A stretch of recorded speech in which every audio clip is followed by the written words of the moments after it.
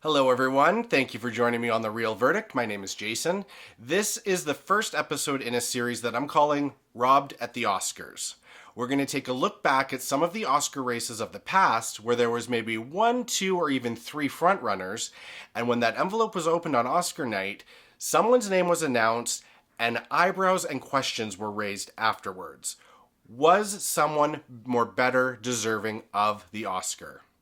So when I was trying to decide which race I wanted to first look at, the one that I've never really seen too much information about was the 1987 Best Actor race, which was between Bob Hoskins for Mona Lisa and Paul Newman for The Color of Money.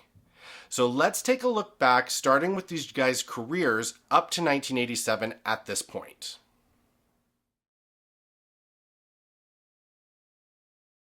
So back in 1987, we got to witness a clash between a gritty, transformative performance by Bob Hoskins in Mona Lisa and a long overdue Hollywood legend, Paul Newman. At stake wasn't just a trophy, it was a question the Academy often faces. Do you reward the best performance of the year, or do you finally honor a career that has shaped cinema? Tonight we will explore that race, how it unfolded, why it mattered, and what it revealed about the Oscars themselves. Bob Hoskins. Bob Hoskins is a face that many of us are very familiar with. He rose to prominence in the late 1970s and early 1980s with his breakthrough role in the 1980 film The Long Good Friday.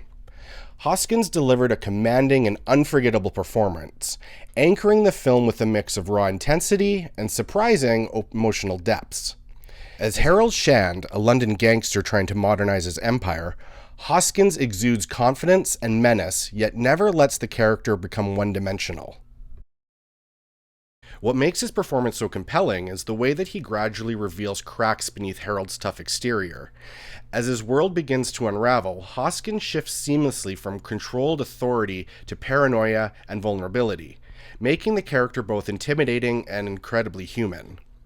His expressive face, physical presence carry on much of the film, especially in quieter moments when tension builds without dialogue. By the film's iconic final scenes, Hoskins delivers a masterclass in silence acting, conveying fear, realization, and defiance all at once. It's a performance that not only defines the film, but also stands as one of the greatest in British cinema history. But Hoskins' reputation as a serious actor was cemented with the 1986 film Mona Lisa. In Mona Lisa, Hoskins delivers an extraordinary performance, and it's widely regarded as one of the finest of his career. Playing George, a recently released ex-con, Hoskins brings a compelling mix of toughness and vulnerability to the role. At first, he appears hardened and streetwise, but as the story unfolds, he reveals a deeply emotional and conflicted side. Now, what makes his performance so powerful is the subtlety. Hoskins conveys longing, confusion, and tenderness with very minimal dialogue, making George feel incredibly real and human. His chemistry with Kathy Tyson adds further depth, highlighting his character's emotional transformation. Now, Bob Hoskins getting an Oscar nomination for Mona Lisa was really no surprise. He played a character very sympathetic, very flawed. These are the types of characters that the Academy really loves rewarding. The other thing I found, if you do watch this film, is his performance is something that you do think about long after the film ends. And then we have Paul Newman. Now, Paul Newman had already established himself as one of the most compelling and enduring actors in American cinema. Known for his effortless charisma, emotional restraint, and striking screen presence. His early roles in the 1950s, Newman stood out not just as a classic leading man, but as a performer capable of bringing depth and nuance to every character he played. In films like 1958's Cat on a Hot Tin Roof, he played Brick Pollitt, a former athlete turned alcoholic struggling with personal demons, disillusionment, and unresolved emotional conflict, particularly surrounding his relationship with his wife Maggie and the death of his close friend. Then in 1961, in the film The Hustler, he played Fast Eddie Felson, a talented but arrogant pool hustler determined to prove he's the best. Over the course of the film, his journey becomes less about winning and more about confronting his own pride, flaws, and the need of self-respect. Newman's performance captures both Eddie's swagger and his vulnerability, making the character one of the most iconic roles of his career. Throughout the 1960s and 70s, he continued to build an extraordinary body of work. In 1967's Cool Hand Luke, his character Luke Jackson is a rebellious prisoner on a southern chain gang who refuses to conform to authority. Newman portrays him with a mix of charm, defiance, and quiet resilience, turning Luke into a symbol of individuality and resistance. Then Paul Newman had his collaborations with his friend Robert Redford. In 1969's Butch Cassidy and the Sundance Kid, he played Butch, the charming, quick-thinking leader of an outlaw gang, known more for his wit and optimism than violence. Newman brought humor, charisma, and warmth to the role. Then teaming up again with Redford in 1973's The Sting, playing Henry Gondorff, a seasoned con artist who teams up with a young partner to pull off an elaborate scam. Newman portrays him with effortless charm, intelligence, and a touch of weariness, creating a character who is both slick and deeply engaging. By the 1980s, Newman had transitioned into more mature roles without losing his edge. His performance in 1982's The Verdict, playing a down-on-his-luck alcoholic lawyer who gets a chance at redemption through a medical malpractice case, was especially acclaimed, highlighting his ability to portray flawed, aging characters who seek redemption. And that brings us to 1987's The Color of Money. In this film, Newman revisits his role as Fast Eddie Felson from The Hustler, this time bringing a greater depth and maturity to the role. No longer just a cocky young hustler, Eddie is now older, wiser, and more reflective, yet still driven by pride and the love of the game. Newman brings a quiet confidence to the role, balancing charm and underlying regret. His performance captures the tensions between mentorship and competition as he trains a younger player, played by Tom Cruise, revealing both ego and vulnerability. There's a sense of lived experience in every scene, making Eddie feel authentic and layered. So Paul Newman's performance in this film really rewards subtlety over showiness. And I think that is the best way to describe it if you've ever seen it. Up to this point, though, in Paul Newman's career, he had accumulated a total of 7 Academy Award nominations without a single win. So this brings me to the next part of the conversation, which is narrative. Because let's face it, performance is one thing, but an actor's narrative and how everything looks that season can lead to an Oscar win. For Bob Hoskins, the narrative was Discovery. Though well known in the UK, Mona Lisa introduced him to a global audience. Critics praised him intensely. He won Best Actor at the Cannes Film Festival, a major indicator of prestige. He also took home the Golden Globe for Best Actor in a Drama and the BAFTA for Best Actor for his role in Mona Lisa. Hoskins represented the idea of the actor's actor, a transformative performance that disappears into character, and he had the more dramatic performance overall. Now for Paul Newman, the narrative was something entirely different. Overdue recognition. Like I had said, by 1987, Paul Newman had already been nominated 7 times but had never won a competitive Oscar.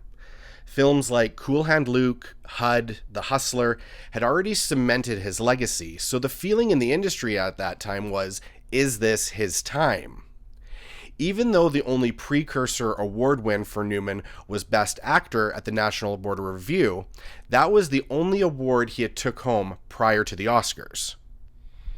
Now, one little side note I want to make. 1 year prior to 1987, the Academy actually awarded Paul Newman an honorary Oscar for his film career overall. So he did technically have an Oscar at this time, it just wasn't a competitive acting Oscar. During that award season, the spotlight did fall on Bob Hoskins and Paul Newman. But when it got to the Oscars, the Best Actor lineup that year was very strong. There was William Hurt, nominated for Children of a Lesser God, James Woods, nominated for Salvador, and Dexter Gordon, nominated for Round Midnight.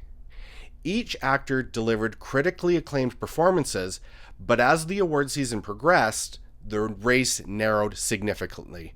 It was clear this race was going to be between Bob Hoskins and Paul Newman. So let's take a closer look and compare their performances a little bit more closely.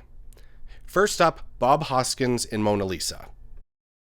For Hoskins, he delivered a deeply physical performance. His body language, both tense and restless, tells as much of the story as his dialogue. His emotional arc in the story is unpredictable. He can shift from tenderness to rage in seconds. There's a sense of danger to George. You never quite know or are sure what he'll do next, and that's precisely what makes the performance so compelling. Critics at this time described him as fearless and very immersive, and it felt like something new. Now, Paul Newman, on the other hand, plays with restraint. His performance is about what's unsaid, the weight of experience, regret, and ego. Fast Eddie is a man reflecting on his past while still chasing relevance. Newman doesn't need to transform physically. Instead, he deepens a character that audiences already know. It's not flashy, but it's precise. Every look, every pause carries meaning. Now this finally brings us to the night of the 59th Annual Academy Awards. By the time we got to the Best Actor category, the tension in the room was palatable. Bette Davis took the stage to introduce the Best Actor nominees. When the envelope was opened and the winner was... The winner is Paul Newman. It was official. Paul Newman had come out on top and won his first competitive Oscar. Interestingly, Newman didn't attend the ceremonies that year. After many nominations and losses, he chose not to go, thinking probably he wasn't going to win, kind of leading to a very anticlimactic end to a very, very intense Best Actor race that year. So what happened after? Bob Hoskins' performance in Mona Lisa has endured as one of the great should-have-won cases in Oscar history. Many critics still argue it was the boldest performance of the year. Meanwhile, Paul Newman's win is often cited as a classic example of a career Oscar. Recognition not just for one role, but decades of excellence. This race highlights a reoccurring tension in the Academy. Do you reward transformation or legacy? Risk or reputation? The moment or the career? In 1987, the Academy chose legacy. Both performances still remain essential, two very different approaches to acting, each representing a different kind of greatness, and that's what makes this Oscar race so unforgettable.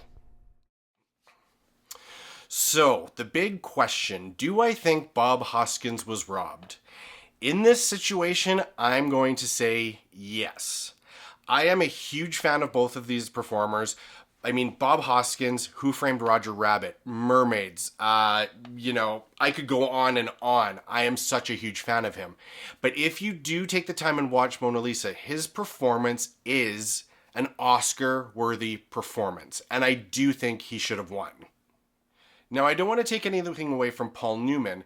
When I think of Paul Newman and I think of like The Hustler, Cool Hand Luke, all those amazing performances that he gives, those in my opinion are the ones that he should have been awarded for back in the day. But when it comes to The Color of Money, I just don't feel the same about it. It's not a movie I'm going back and watching over and over saying, oh my God, this is an amazing performance. It's not bad by any means, but it's just not comparable to what Bob Hoskins did on screen. So that is my opinion. I do think Bob Hoskins should have won. So I'd love to hear what you guys think, so please feel free to comment, let me know, and are there any Oscar races that you would like me to cover and take a closer look at? But for now, that is it for The Real Verdict. Thank you so much for joining me. My name is Jason. I will see you next time.